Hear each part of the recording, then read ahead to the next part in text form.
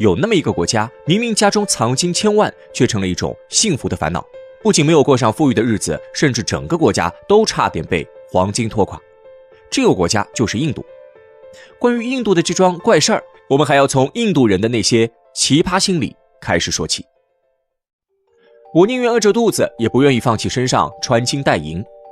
印度不是一个富国，根据世界银行在2010年出具的一份报告，印度有1/3的人口生活在国际贫困线以下，2/3的印度人民平均每天生活费不高于2美元。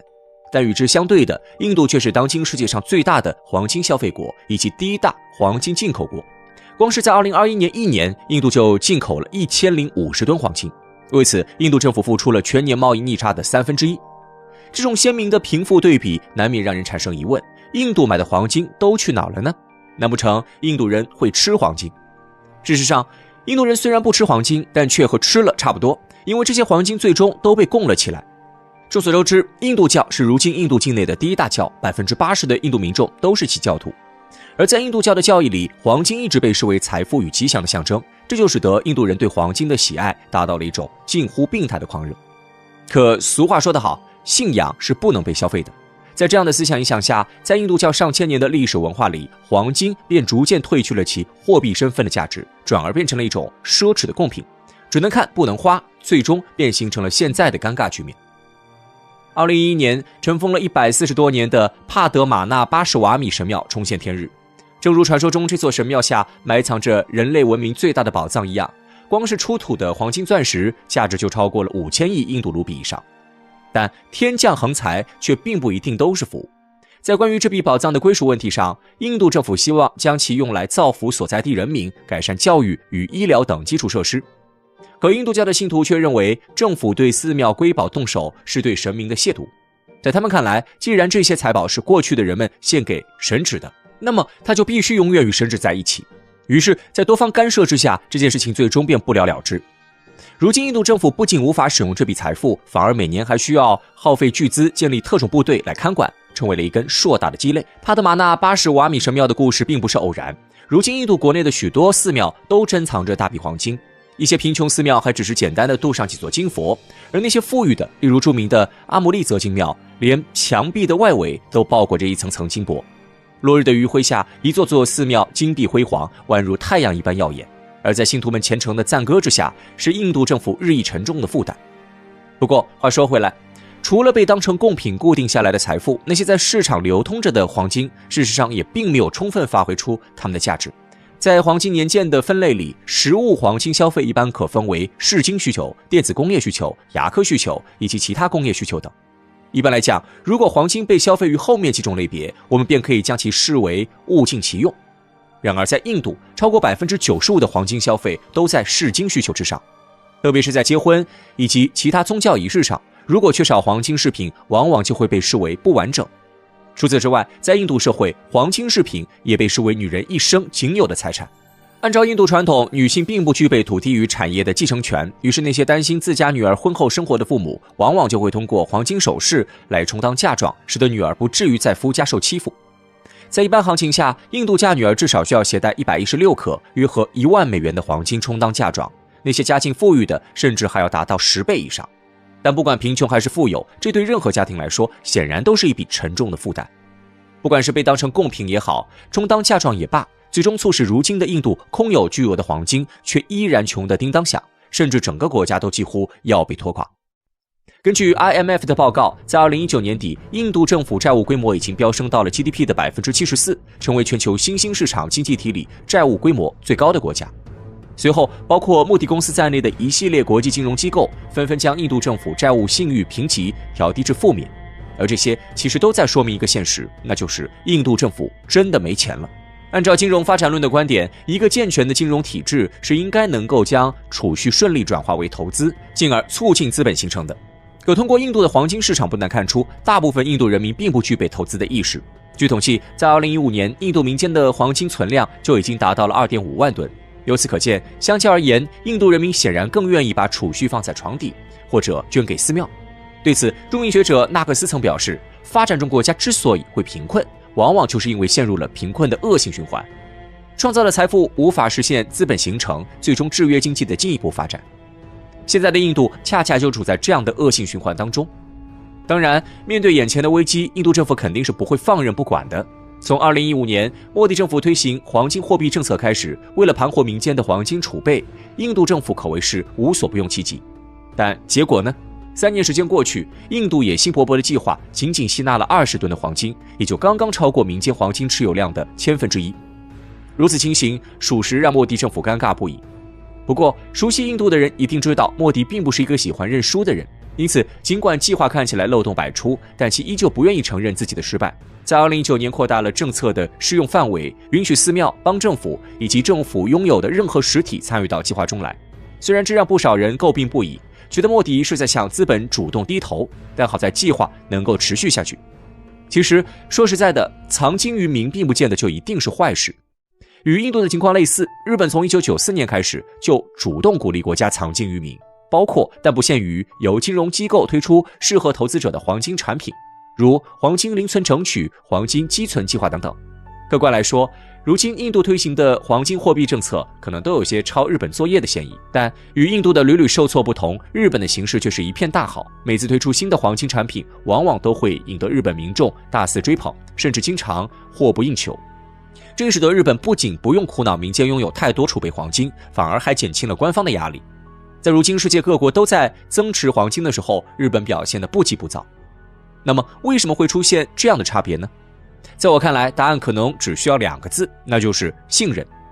实际上，印度政府制定的黄金货币政策，客观来看是有惠于民的，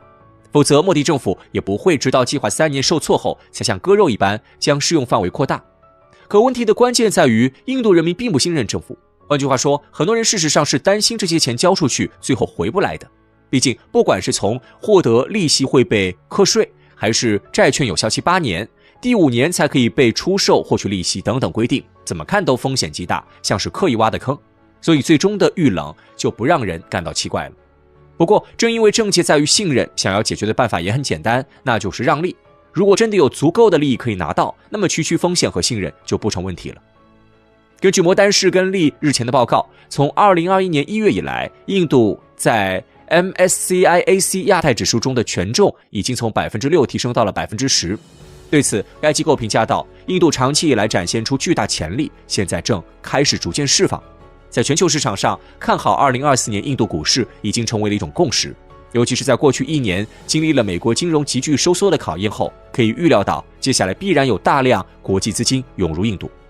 面对这样优秀的市场背景，印度人民真的还能忍住手吗？答案或许已经显而易见。中国如此不遗余力地援助巴基斯坦，他们为什么还是那么穷？在过去的几十年里，中国投入了大量资源和精力援助巴基斯坦，从基础设施建设到能源项目，双边合作可谓是硕果累累。然而，尽管中国的帮助不遗余力，巴基斯坦的经济状况却始终不见起色，贫困问题依然严峻。是什么原因导致了这种现象？事实上，造成巴基斯坦经济难以改善的背后是3个根深蒂固的穷因。中国与巴基斯坦的关系素来被称为铁哥们儿，这种友谊不仅体现在两国的政治互信上，更落实在具体的经济援助与合作项目中。从道路到能源，中国对巴基斯坦的援助几乎覆盖了所有关键领域。例如，瓜达尔港的建设就是一个显著的案例。中国不仅帮助建设了港口的基础设施，还协助完善了周边的交通网络，打造了一条贯穿巴基斯坦南北的现代化运输大动脉。这一举措不仅使巴基斯坦在全球贸易中占据了更为有利的位置，也为当地创造了数万个就业机会。然而，尽管中国对巴基斯坦的援助不遗余力，涉及领域广泛且影响深远，但巴基斯坦依然未能走出贫困的阴影。这背后主要是由于巴基斯坦的穷因。巴基斯坦的经济发展长期受到外部环境的巨大挑战，使得这个国家难以真正专注于经济建设，是这个国家的第一个穷因。印巴关系的紧张是巴基斯坦外部环境中的一个关键因素。这两个拥有核武器的邻国自1947年分治以来，已经多次在克什米尔问题上爆发冲突。每一次边境的军事对峙和冲突，不仅消耗了巴基斯坦大量的军事资源，也给经济发展带来了巨大的不确定性。为了应对印度的威胁，巴基斯坦不得不将大量财政预算投入到国防开支中，军费开支在巴基斯坦的国家预算中占据了相当大的比重。这种军事优先的政策，使得原本有限的国家资源无法集中于经济建设，进一步加剧了其经济困境。同时，阿富汗局势的持续动荡对巴基斯坦的安全和经济也构成了严峻的挑战。巴基斯坦与阿富汗有着漫长的边界线，而阿富汗多年来的战争和内乱导致大量难民涌入巴基斯坦，这不仅增加了巴基斯坦的社会负担，也对其国内经济造成了巨大压力。此外，跨境的恐怖主义活动频繁，巴基斯坦不得不在边境地区加强军事部署，这些都增加了国家的安全负担，进一步挤压了用于经济发展的资源。巴基斯坦还面临着国际反恐战争的复杂局势。作为反恐战争的前线国家之一，巴基斯坦在打击恐怖主义的行动中付出了巨大的代价。国内的恐怖袭击事件频发，基础设施多次遭到破坏，经济损失不可估量。尽管国际社会对巴基斯坦的反恐努力给予了一定的援助，但面对巨大的安全压力和频发的恐怖袭击事件，巴基斯坦的经济环境依然动荡不安。反恐战争所带来的经济损失和安全困境，使得巴基斯坦很难在短时间内实现稳定和繁荣。综合来看，巴基斯坦所处的外部环境极为复杂且充满挑战，这些外部威胁不仅直接影响到国家的安全和稳定，也间接阻碍了其经济发展的进程。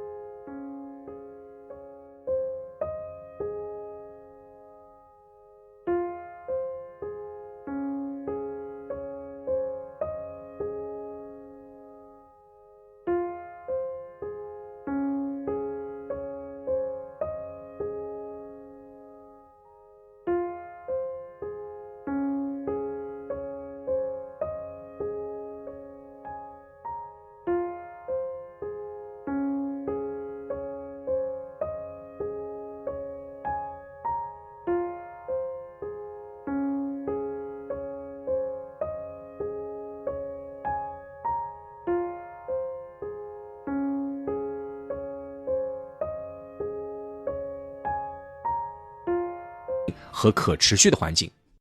巴基斯坦的贫困问题并不仅仅是由于外部威胁和内部政治斗争造成的，更深层次的原因还是在于其社会经济结构存在的严重缺陷。这些结构性问题，如基础设施薄弱、教育水平低下、人口增长过快以及资源分配不均，使得巴基斯坦难以建立起一个高效且包容的经济体系。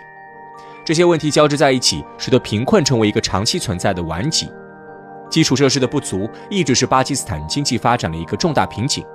尽管有外部援助和投资，尤其是来自中国的支持，但巴基斯坦的基础设施建设仍然远远落后于需求。